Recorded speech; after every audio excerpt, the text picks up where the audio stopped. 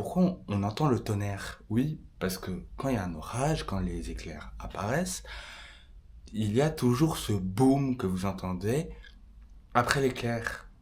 Pourquoi? Tout simplement, c'est une question de température.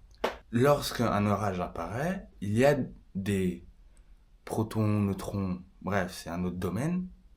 Tout c'est physique. Je vais peut-être vous expliquer dans une autre vidéo comment se forment les éclairs. Mais bref, l'air devient électrique et parfois un arc électrique, l'éclair, se produit.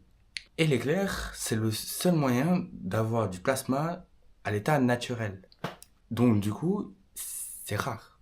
Enfin, rare. Le plasma, il est très rare. Donc l'éclair, c'est le seul moyen d'en voir. Donc du coup, quel est le rapport entre la température et le son? Parce que c'est deux choses différentes. Bah, faut savoir que quand un fluide, par exemple un gaz comme l'air, reçoit de la chaleur, de l'énergie, les molécules vont s'éloigner.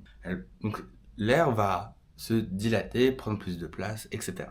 L'air est chauffé à 30 000 degrés, sauf que ces 30 000 degrés, ils viennent pas doucement, genre, ça fait pas 1 degré, 2 degrés, 3 degrés. Non, ça vient 0 à 30 000 degrés d'un coup à vitesse lumière. Et là, je rigole pas. C'est vraiment la vitesse lumière. Donc l'air, il a pas le temps de s'habituer et donc il se dilate d'un coup. Et cette dilatation fait une mini-explosion. Et cette explosion génère une onde de choc.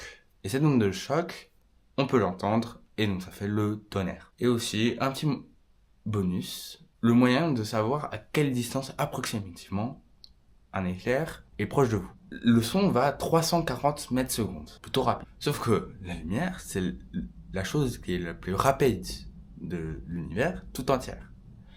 300 000 km secondes si on arrondit. En réalité, c'est 299 792 km secondes. Donc du coup, on doit compter 3 secondes dans sa tête. Et ces 3 secondes, on les traduit 1 km. C'est-à-dire que l'éclair est et on fait le calcul pour les autres temps. Abonne-toi.